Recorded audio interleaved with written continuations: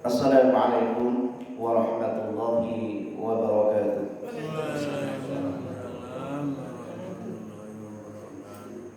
Innal hamdalillah nahmaduhu hamdan katsiran thayyiban mubarakan fihi. Hamdan yaliqu bi jalalihil karim, hamdan kama yuhibbu rabbuna wa yarda. Wa ashhadu an la ilaha illallah wahdahu la syarika lah. وأشهد أن محمدا عبده ورسوله اللهم صل على محمد وعلى آله وأصحابه ومن تبعهم بإحسان إلى يوم الدين أما بعد وعن أبي هريرة رضي الله عنه قال سمعت رسول الله صلى الله عليه وسلم يقول كل أمتي معافى إلا المجاهرين وإن من المجاهرة أن يعمل الرجل بالليل عملا ثم يصبح قد ستره الله عليه فقال يا فلان عملت البارحة كذا وكذا وقد بات يستره ربه ثم يصبح يكشف ستر الله عليه متفق عليه. Dari Abu Hurairah radhiyallahu anhu, dia mengatakan saya mendengar Rasulullah sallallahu alaihi wasallam bersabda, semua umatku pasti dimaafkan. Yang dimaksud di sini adalah ummatul ijabah, yakni umat Islam, kecuali mujahirin. Sesungguhnya di antara mujaharah adalah orang yang menampakkan atau menceritakan aibnya atau dosanya kepada orang lain tanpa darurat.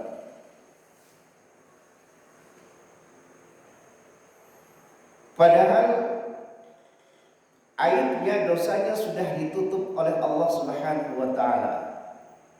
Tetapi kemudian di pagi hari dia berkata kepada seseorang, "Wahai fulan, sesungguhnya aku telah melakukan dosa tadi malam, begini dan begini." Padahal Allah Subhanahu wa taala di malam hari di mana dia melakukan dosa ditutup oleh Allah, artinya tidak ditampakkan kepada manusia yang lain, kepada orang lain. Tetapi ketika di pagi hari dia tutup sitrahnya Allah, dia tutup aib dosa yang telah ditutup oleh Allah Subhanahu wa taala atas dirinya. Hadis ini diriwayatkan oleh Bukhari Muslim. Jemaah salat subuh rahimakumullah, maksud secara umum dari hadis ini diungkapkan oleh Al-Imam Bukhari juga oleh Imam Muslim. Imam Muslim mengatakan seorang mukmin hendaklah menutup aibnya sendiri, tidak boleh menceritakan kepada orang lain. Hal ini sesuai dengan apa yang pernah terjadi pada masa Nabi Sallallahu Alaihi Wasallam. Ada seseorang datang kepada Nabi setelah dia melakukan maksiat terhadap seorang wanita.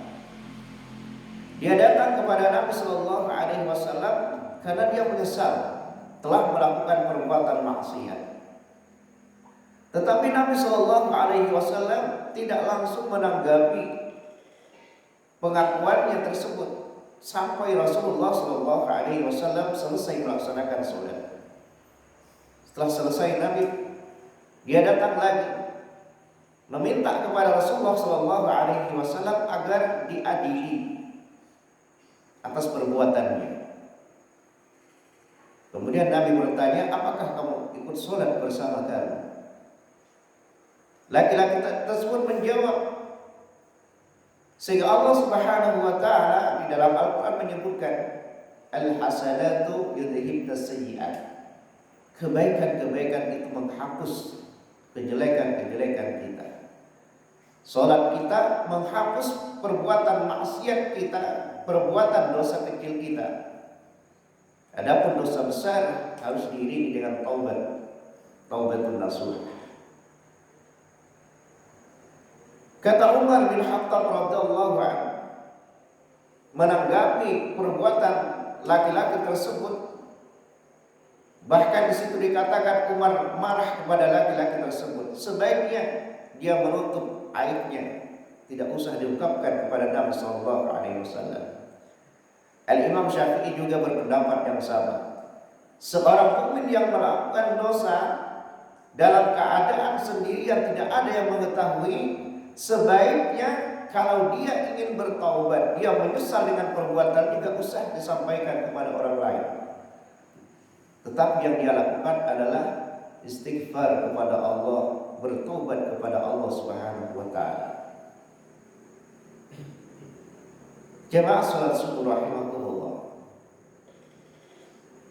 Adapun Al-Imam Muslim memahami hadis ini secara umum dalam babnya larangan bagi seseorang untuk membuka aibnya.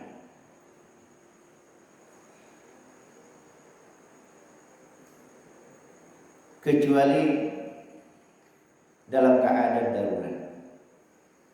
Boleh kita mengungkapkan aib kita, kekurangan kita, dosa kita, tapi itu dalam keadaan terpaksa, dalam keadaan darurat.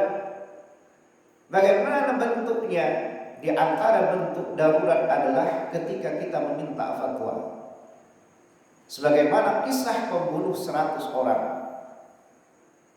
Dia telah membunuh 99 orang. Lalu dia meminta agar ditunjukkan kepada orang yang alim. Karena dia akan bertanya kepada orang yang alim tersebut, apakah taubatnya diterima oleh Allah. Tapi ternyata dia salah orang. Dia mengharapkan agar dia berhadapan dengan orang yang alim, yang tahu perkara agama, tetapi dia tunjukkan kepada ahli ibadah. Dia ahli ibadah tapi bukan ahli ilmu. Karena dia hanya ahli ibadah, lalu dia memberi fatwa. Dia ukur dengan dirinya, gak pernah melakukan dosa. Lalu dia mengatakan, kamu tidak diampuni dosanya oleh Allah. Hanya dibunuh, genap menjadi 100. Jadi dia datang mengungkapkan dosanya membunuh orang. Dia ungkapkan alasannya adalah karena dengan satu alasan, apakah taubatnya diterima oleh Allah. Minta fatwa.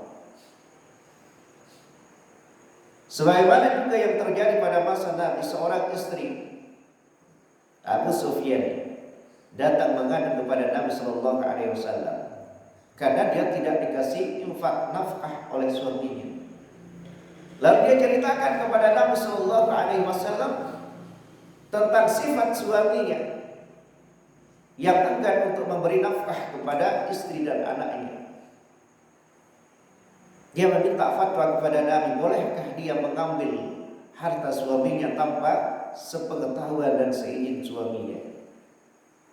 Akhirnya diberi fatwa oleh Nabi Sallallahu Alaihi Wasallam, boleh tapi dengan cara yang maklum, artinya sesuai dengan nafkah yang biasa diberikan oleh suaminya. Jemaah salat subuh rahimakumullah. Ini adalah bagian dari adab bagi seorang mukmin. Dia tidak boleh menceritakan aib dirinya dan juga tidak boleh menceritakan aib orang lain. Sama-sama berdosa dan sama-sama dilarang.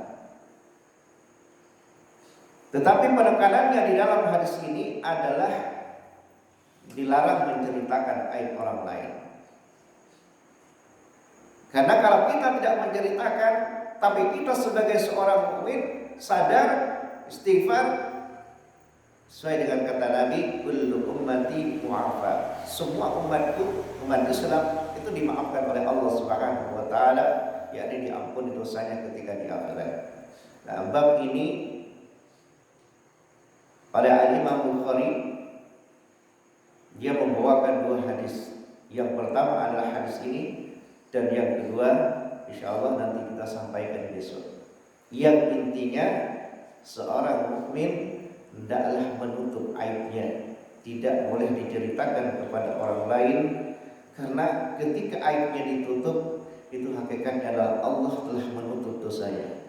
Itulah sebabnya kenapa kita senantiasa diperintah untuk istighfar, karena istighfar itu manfaatnya dua.